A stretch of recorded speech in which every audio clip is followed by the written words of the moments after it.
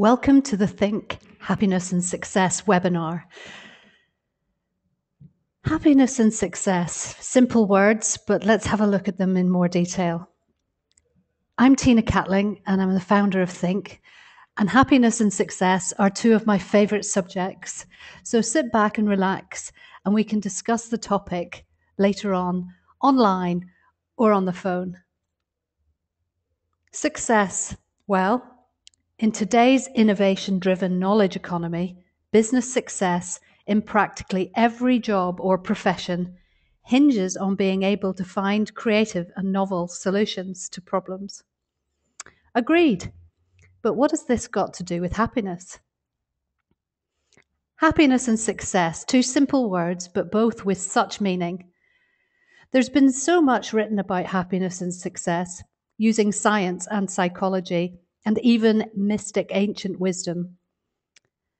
Some of it's wise and some of it's happy-clappy, and some of the wisdom gets lost when we translate it into business speak. In business, to talk of success seems okay, but happiness, isn't that a bit pink and fluffy? There's a view that we all think that if we work hard, we'll be successful, and that if we're successful, we'll be happy, right? Well, the research, thankfully, shows that to be completely upside down. Think about these questions. When was the last time you laughed out loud until you couldn't take a breath? When was the last time you felt butterflies in your tummy? And what makes you truly happy? Make a list of the things that make you happy. You may have to think back a bit, or just something more recent. I remembered that singing used to make me really happy, and I haven't sung in a long time. So I found a singing teacher and booked a lesson. It felt fantastic, and I smiled all the way home. I've booked more. Psychology used to focus principally on people who were down or ill, but not the realization that there was a scale. Have a think about this. On a scale of 1 to 10, where 10 is deliriously happy and 1 might be black despair and 5 is okay, where are you today? It's really useful to have a scale because everyone's different. Psychology used to focus on 3 and under, and now there is a change of focus. If we can study happiness, study what makes people stay happy, then we can learn it. This work really began with the work of Martin Seligman, who published his book Learned Optimism in 1990, and in 2002 published Authentic Happiness.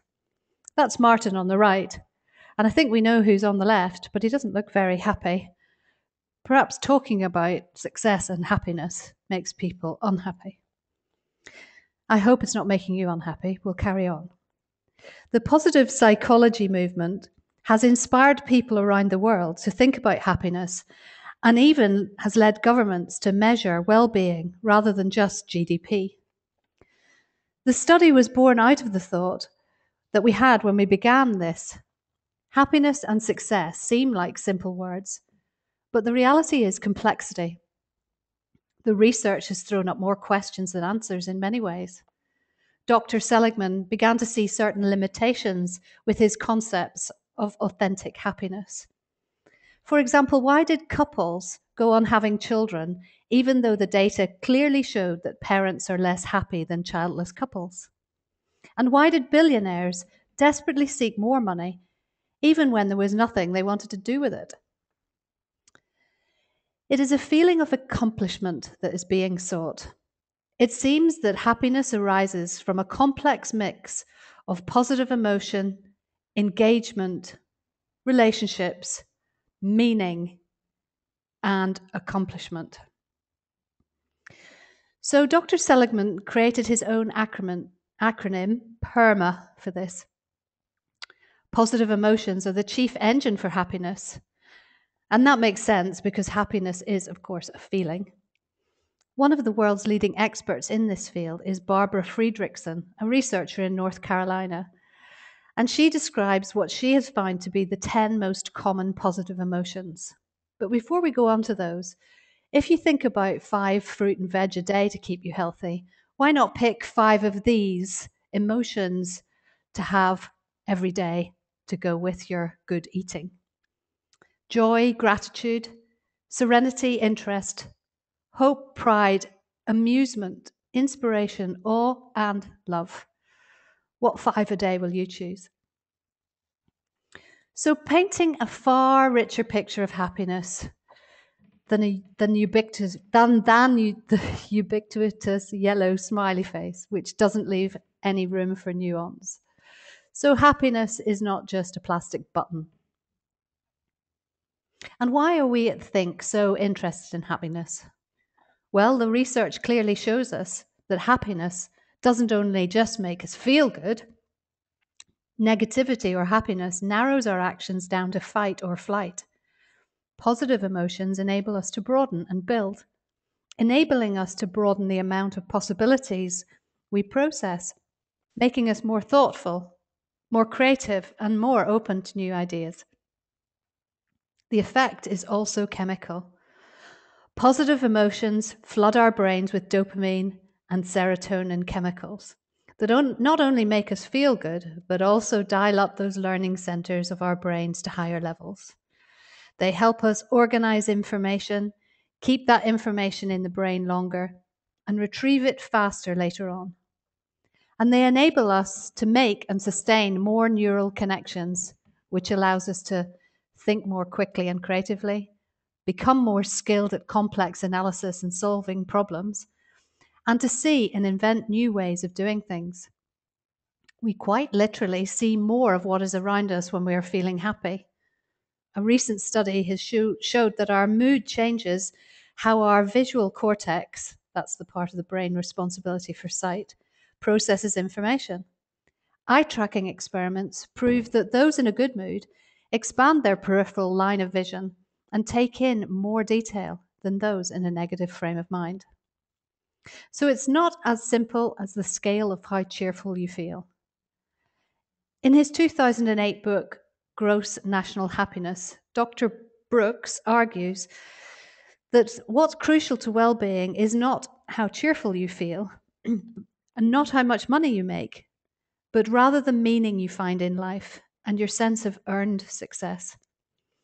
The belief that you have created value in your life or the lives of others. So in answer to Dr. Seligman's pondering about why people have children when their happiness is measured as lower than childless couples, Dr. Brooks sheds some light in that happiness is connected to meaning. People find meaning in providing unconditional love for children, writes Dr. Brooks. Paradoxically, your happiness is raised by the very fact that you're willing to have your happiness lowered through years of dirty nappies, tantrums, and backtalk. Willingness to accept unhappiness from children is a source of happiness. Well, now that I know that, the madness of the past 25 years makes a lot more sense. So what of success? Well, it seems that if we can crack this happiness thing, then success will flow. I was going to do my PhD in happiness at work, and then I realized there was already so much great work that had already been done. In fact, there's even an impressive meta-analysis of happiness research that brings together the results of over 200 scientific studies on nearly 275,000 people. It proves that in every domain of our lives, happiness leads to success, including marriage, friendship, community involvement, jobs, career, and of course, in creativity. Data abounds showing that happier workers are more engaged and have higher levels of productivity. Richard Branson says that more than any other element, fun is the secret of Richard's and Virgin's success. That isn't because fun is, well, fun. It's because fun also leads to the bottom line. Fun leads to bottom line results, according to Richard Branson, and who are we to argue with his results? People who put their heads down and wait for work to bring eventual success and happiness put themselves not only at a huge disadvantage, but also at huge risk of missing out on what it is all about.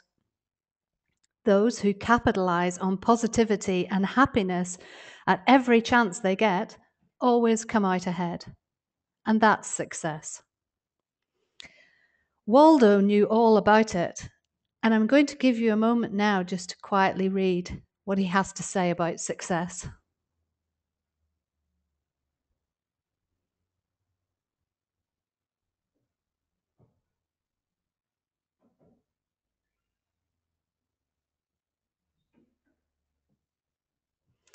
I love that version of success.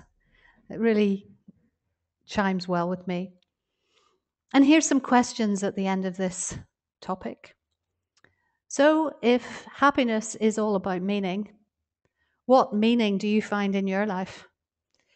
And what sense of earned success do you have? And what value have you created in your own life or others, or even better, both?